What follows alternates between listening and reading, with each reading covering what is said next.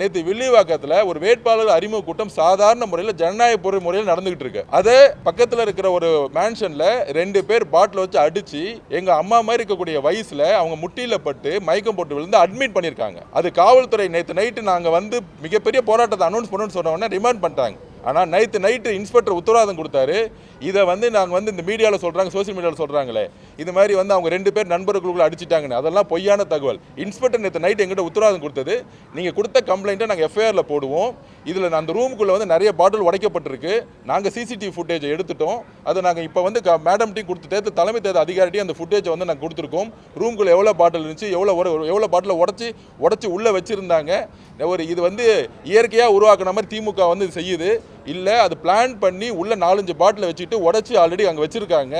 இதெல்லாம் வந்து நாங்கள் பதிவு பண்ணோம். அந்த 2 பேருடைய முகமும் எப்படி வந்து ஓடி வந்து அந்த மேலேருந்து வந்து தூக்கி எறிஞ்சாங்கிறத ஃபுட்டேஜை நாங்கள் உடனே எடுத்துட்டோம். ஏன்னா அது வந்து டெலீட் பண்ணிடுவாங்க அந்த லோக்கல் காவல்துறை. அதை எடுத்து வச்சுட்டு மேடம்கிட்ட நாங்கள் வந்து அவங்கள தான் நம்புகிறோம். தலைமை தேர்தல் அதிகாரி தான் நாங்கள் நம்புகிறோம். இப்போ காவல்துறையை நாங்கள் அவங்க மேலே நம்பிக்கை கிடையாது. அதனால் அவங்ககிட்ட ஃபுட்டேஜை கொடுத்துட்டோம்.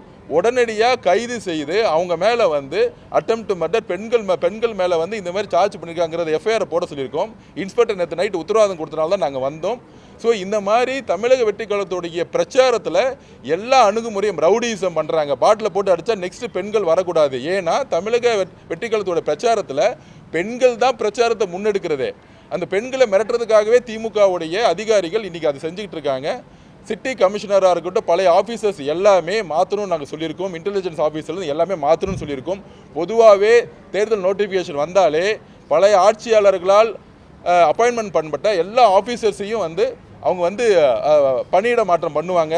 சில பேர் வேறு மாநிலத்துக்கு அனுப்பிச்சிடுவாங்க. இங்கே இருக்க சிட்டி கமிஷனர்லாம் வேறு மாநிலத்துக்கு அனுப்பணும். பழைய இன்டெலிஜென்ஸ் இருக்கக்கூடிய ஏடிஜிபியில் இருக்கிற லெவலில் இருக்கவங்கலாம் வேறு மாநிலத்துக்கு அனுப்பணும். இதெல்லாம் எங்களோட கோரிக்கையை நாங்கள் சொல்லியிருக்கோம். தலைவர் தான் அந்த கோரிக்கை வச்சார், அதை நாங்கள் கொடுத்துருக்கோம். இதே கோரிக்கை ஆல்ரெடி ஒரு 4 நாளுக்கு முன்னாடி தலைவரே வந்து கொடுத்தாரு. அதே கோரிக்கை நாங்கள் திருப்பி சொல்லியிருக்கோம்.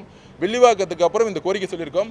2வது, நாளைக்கு நாமினேஷன் முடிச்சுட்டு தமிழ்நாடு முழுவதும் எங்களோட தலைவர் ஒவ்வொரு சாலை வழியாக மக்களை சந்திக்க போகிறாரு, பேச போகிறாரு. அதுக்கு தமிழகம் முழுவதும் தலைவருக்கு பாதுகாப்பும் தலைவரை பார்க்கக்கூடிய மக்கள் பாதுகாப்புக்கும் காவல்துறை தான் பொறுப்பு. காவல்துறையோடு சேர்ந்து நாங்கள் வேலை செய்கிறதுக்கு நாங்கள் ரெடியாக இருக்கிறோம். அப்படி தான் சேலத்தில் வேலை செஞ்சோம், அப்படி தான் ஈரோடில் வேலை செஞ்சோம். இப்போ நடந்த பெரம்பூரில் கூட நாங்கள் காவல்துறையோடு சேர்ந்து பயணித்தோம். அதனால் வந்து நாங்கள் அந்த எல்லா விதமான போலீஸ் ப்ரொடெக்ஷனையும் மக்களுடைய பாதுகாப்புக்கு சாலைகளை வந்து அந்த 1 மணி நேரம் முடக்கி ஒரு ஃப்ரீ ஜோன் ஆக்கணுங்கிறது நான் கேட்டோம். கண்டிப்பாக நாங்கள் உங்களுடைய கோரிக்கையை நாங்கள் நிறைவேற்றோன்னு வந்து மேடம் சொல்லியிருக்காங்க.